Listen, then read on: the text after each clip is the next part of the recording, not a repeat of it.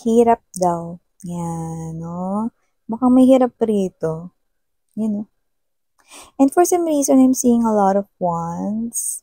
So this person right here could be someone na parang this is the type of laban. Hindi ito war na literal or gera or whatever. Pero pakiramdam niya, nasa isa siya ritong battle or labanan. Kung saan, parang siya ito na laban, no? Or parang ginagawa niya na yung buong lakas at buong makakaya niya, pero parang hindi nauubos yung kalaban, no? Or parang hindi natatapos rito, no? Yung kanyang problema. Ganong klase ng energy. So, this could be you or this could be the person that you're dealing with. Parang, it's difficult, it's hard, no? Parang lahat na ginagawa niya rito, but ganun, parang hindi niya pa rin ito maipanalo. Yan, may ganun siyang energy. Let us see. What do we have here for today? And who is this person that you're dealing with?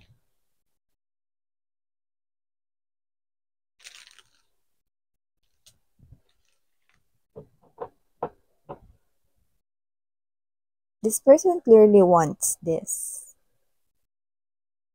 Can we talk yung maayos? Maayos tayo mag-usap? Or paunlakan mo yung imbitasyon ko? Siguro may sasabihin siya sa'yo, pakinggan mo daw siya, or pwede rin naman no, na magkaayos kayo rito kasi ito ay pagkaayos. It's a union right here. Maybe this person here wants your forgiveness or maybe this person here wants more. Let us see. Let us see. Let us see. Let us see. Let us see. Speaking words of wisdom. Let us see. Pinalitan yung lyrics. Let it be kasi yan.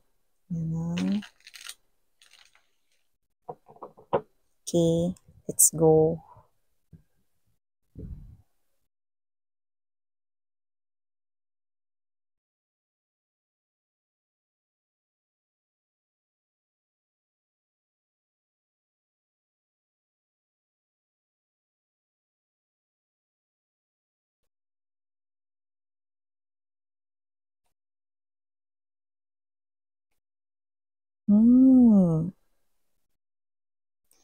I see.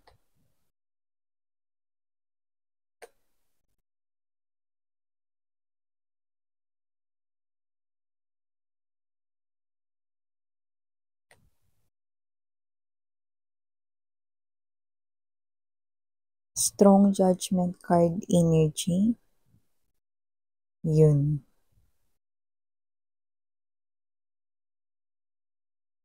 This is very evident right here, meaning kitang-kita ito sa inyong energy. I do feel like that you are the Queen of Wands energy. Wala tayong gender, okay? Babae, lalaki, LGBT, lahat kayo welcome. Okay? So, before we dive deeper into sa inyong reading, no, let me just greet muna ang lahat. Hi and hello there everyone. Ako po si Yan. Welcome. At sa mga returning viewers and subscribers, thank you po sa inyong walang sawang suporta. At para dun sa mga hindi pa nakakaalam, meron po tayong main channel, ang The High Priestess Tarot. Ang link po niyan is nasa ating description box. Kaya kung interesado kayo na tumambay din dyan no, sa main channel ko, meron din tayong daily collective readings dyan. And also, no, zodiac sign, no, na reading, okay? Weekly naman. So, yun yan mga babes, no? And, before we start, timeless din ito, no? Pwedeng nangyari na to sa iba, no? Nangyayari ngayon sa kasalukuyan at sa iba. Hindi pa at mangyayari pa lang. Pero meron ditong very, very, very, very strong energy, no? That with the Two of Swords energy, Five of Swords, yan, no? Parang hindi mawarian dito, no? Parang wala siyang balanse sa kanyang emosyon. Actually, wala siyang balanse sa kanyang energy, no? nakita tayo ng very strong na imbalance sa kanyang energy, no? So, nakikita ko rito, whoever this person here is trying to know the answer, no? Actually, hindi ko nga alam kung ba't nagtataka siya rito kahit alam naman niya sa sarili niya yung sagot. Anong ibig mo sabihin, Miss Yan? Kasi naman tong energy na to, nakikita ko rito that this person here is thinking, paano ba or saan ba nagsimulang maging messy ang lahat? Yan o. Saan ba nagsimula na maging ganito kapangit yung lahat? So, meron siya ditong particular or specific na sitwasyon na pinupunto. So, I do pick up that dahil ikaw yung kakonect niya rito, no, involved ka rito very, very strong because this person here wants this with you, no? But, you're giving him or her the energy of the Queen of Wands, no? Yan, no? Tingnan mo yan, mga babes, no? Yung paglingon mo sa kanya, no, talagang ano lang, oh. Oh, mata lang yung inilingon mo, no, yung leeg mo, tsaka yung mukha mo, hindi gumalaw. Yung bilog lang ng mata mo, no? So, you're facing already here in this area or direction, meaning to say, this is you, no, na parang possible na magkaroon or nagkakaroon na ng communication sa inyo, no? Pero posibleng nagiging tipid ka, pero very clear and very straightforward yung sinasabi mo sa kanya, no? So, meaning to say, there's a communication na nangyayari rito or nangyari na, no? And this person here is thinking, saan ba nagsimulang maging ganito yung lahat, no? Kasi parang sinasabi niya rito, ang gulo, ang messy, ang pangit ng sitwasyon ninyong dalawa, no? So, saan daw ba nagsimulang maging magulo yung lahat? Bakit dito yung mga pagpapansin niya sa'yo, no? Siguro nagpapadala to ng mga mensahe sa'yo, pinupuntahan ka niya, no? Sa iyong trabaho, sa iyong bahay, no? Or gumagawa siya rito ng mga efforts na para suyuin kayo, no? So, parang it's not working because you are embodying right here that you are the Seven of Swords energy to the Four of Coins. You are embodying here that type of energy na posibleng iniiwasan mo siya, ina-avoid mo siya rito, no? So, nakikita ko rito na parang you're not faking it. Talagang ayaw mo lang talaga siya. Yan, no? So, nakikita ko rito, no? Ang tanong niya rito, saan daw nagsimula? Ano yung sila masabi ko sa kanya rito, no? Ay, go. Tinatanong pa ba yan? Sa Three of Swords energy. Nung nagsimula ka na with the Six of Swords energy, Five of Coins right here, Eight of Cups, nung magsimula ka, ikaw, itong kinakausap ko yung kadil mo Nung magsimula siya, tumawid, no, sa isang klase ng bawal na relasyon, siguro itong kadil mo na to, ex mo yan, o kaya ex-husband, ex-wife, ex-girlfriend, ex-boyfriend na sumakabilang bahay. Yan, no? So, nakita ko dito mga babes, no, na this person right here, no, nakakalokang hindi niya alam yung rason, bulag-bulagan siya rito, syunga-syungahan, tanga-tangahan, diba? Pero ito talaga yon, no, with the Three of Swords energy, ito yung sagot. Alam niya yan, di niya lang siguro maamin sa sarili niya, kasalanan niya. So, nakita ko rito, no, na nagagalit siya rito, although nalulungkot siya, kasi binablock mo yung mga mensahe niya rito, possible na hindi mo siya kinakausap, no, or hindi mo siya kinikibo ng gaano, or hindi ka kumakagat sa mga strategy na ginagawa niya. Kasi parang siya to na nagrereklamo siya no, sa loob-loob niya no, nakikita ko yung emosyon niya rito no, nababasa ko yung mga thoughts niya rito na parang ginagawa ko naman lahat, sinusuyo naman kita, ba't di pa rin ako pinapansin, anong kailangan kong gawin, parang, anong kailangan kong gawin? Paano ba naging ganito ang lahat? Yan, no? So, nagsimula ang lahat nung lumandi ka. Yan yung gusto kong sabihin dito sa person na to, no? Nagsimula ang lahat, excuse me. Nagsimula ang lahat na gumulo sa sitwasyon ninyo ng aking mga nakshis dahil sa kalandian mo. Yun, no? So, nakita ko rito, no, na ngayon, alam mo kasi yung mga taong mga guilty, no? Mga taong guilty, yan yung mga hirap tanggapin sa sarili nilang Kasalanan nila. Ano. So, nakita ko rito na nagagalit siya rito kasi wala ka ritong pagpansin na ginagawa, no? At tignan mo naman yan, nilingon mo lang siya rito na yung pupil mo lang sa mata yung gumalaw. Yan o. Alam mo yung pwedeng niya na kantahin dito yung saan ako nagkamali. Yan o. Dito ka nga nagkamali. Ingot. So, kasi naman tong energy na to, no, isa lang yung gusto niya rito, makipagbalikan kayo sa kanya. Yan, no. But with the double Roman numeral number 10, no, sa ibaba, nakita ninyo, no, you're giving this person here a very blunt answer. No. And every time na lumalapit siya sa'yo, you're always saying, no, ayoko na. You know? Iisa lang palagi yung sagot mo rito. You know? So, nakikita ko that you're facing already in a different direction here, sweetheart, collective. Because with the Queen of Wands energy, na nakita ko rito na natuto ka na. No? Kitang-kita mo na rito yung katotohanan about this person here at nakikita mo pa rin yung kanyang ugali, no? Na ganun pa rin siya, no? Hindi pa rin siya nagbabago rito, no? Nakakaloka yung siya yung may kasalanan pero siya pa yung galit. Eh, nakikita ko rito, no? Bakit daw napakasarado ng puso mo? Bakit ang tigas ng puso mo? Eh, ba't hindi mo kaya tanongin yung sarili mo na bang ginawa mo sa mga anak ko rito? At bakit nagkakaganyan sila?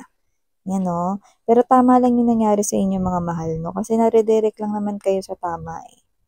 Parang nagsimula na umayos yung buhay ninyo, no? Nung kumalas kayo sa kanya. Yan, no? Nung nakita ninyo yung katotohanan about this person here that you're dealing with, no? Nagbago rin kasi kayo. Pero, better version of yourself, yan, no? Nakita ko kasi dito may glow up kayo, eh. No, na nangyari sa inyo, babae, lalaki, LGBT, glow up, ibig sabihin, nagkaroon ulit kayo rito ng kumpiyansa sa sarili, no, kahit na itong person na to, no, walang hiya kayo rito, no, ano man yung specific situation, iba-iba man ang gulo yan, no, sino-sino man yung mga nakakonect nyo dyan, no, pero malinaw na may third party rito, okay? This is a snake, you know. So, nakita ko rito, no, that this person here is so eager to get you back or drag you back into his or her world, no? Yeah. Drag, Tagalog, kaladkad. Gusto niya kayong kalad ka rin ulit pabalik sa mundo niya rito. See? But you see through this person like a mesh. Alam mo yung mesh?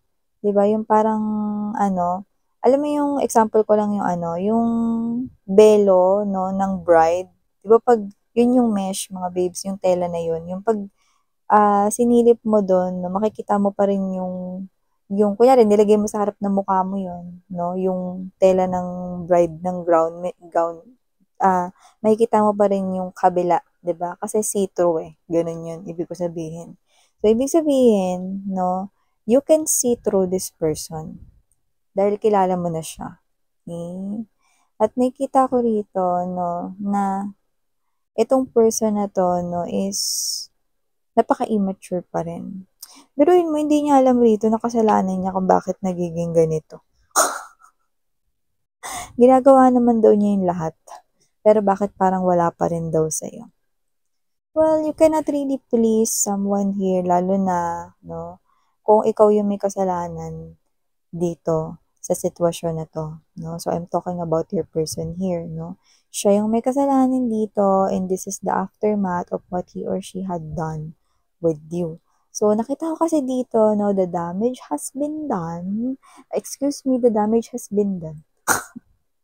Binubulong ko talaga dito, no? Kasi ginadyo siya, oh, mga babes. Oh, the damage has been done and may mga nakshis do not want to go back to your world. They do not want to experience the same thing anymore and that they're different already, no? From the one na nakasama mo noon, no? Yun yung gusto kong sabihin dito sa kadil ninyo, no? Na hindi na kayo yung old self ninyo na nakilala niya. Iba na kayo ngayon. So, nakita ko rito na mas gumanda kayo rito, mas gumapo kayo rito, mas nag-glow up kayo rito, mas naging inspired kayong mabuhay rito sa earth, 'no, at nakita ko rito na kayo 'to na parang bumalik kayo sa time na hindi niyo pa siya nakikilala yung sigla ninyo, 'no, much better pa nga. So, nakita ko rito na ito kayo mas matapang, mas matalino, at pagdating sa pakikipag-deal sa kanya, 'no, kasi yung iba dahil nga kukulitin niya kayo, kinukulit niya kayo rito, so puwedeng nakita niyo siya rito kahit against your will, 'di ba? Kaya nga nilingon niyo lang siya sa pamamagitan ng bilog ng inyong mata. But you keep on saying no to this person because what you're doing is, okay, alam na ninyo kung paano magbasa ng isang tao. You can now read other people, okay? Dahil sa kanilang mga ipinapakitang aksyon sa inyo. And for this person, ang approach mo ay ginagamit mo yung utak mo. Ano? Ginagamit mo yung utak mo kapag ang kadil mo ay ang ex-wife, ex-husband, ex-boyfriend, ex-girlfriend, ex mo, no? Na in-involve kayo sa ganitong klase ng sitwasyon. See? After all what he or she had done with you, talagang meron pa talaga siya rito 'no, na lakas ng loob na tanungin, paano naging magulo yung lahat, saan nagsimulang maging magulo yung lahat? Engot, naging magulo yung lahat dahil sa'yo, sa'yo, sa'yo, sa'yo. Dahil sa kanya mga babes 'no, siya yung kinakausap ko dito, yan. So, whatever the case may be, do what you think, no, ay best para sa inyo. You're doing a great job over here. So, I do not see you getting dragged by this person here sa kanyang world once again. But this person here will keep on pursuing you, but you will keep on saying, no, no, no, no, no. Oh, no, no, no, no. Yeah. So, ito yung mga mensahe na nakuha ko here for you guys. Thank you so much. And sarang heal, love, in light. Annyeong.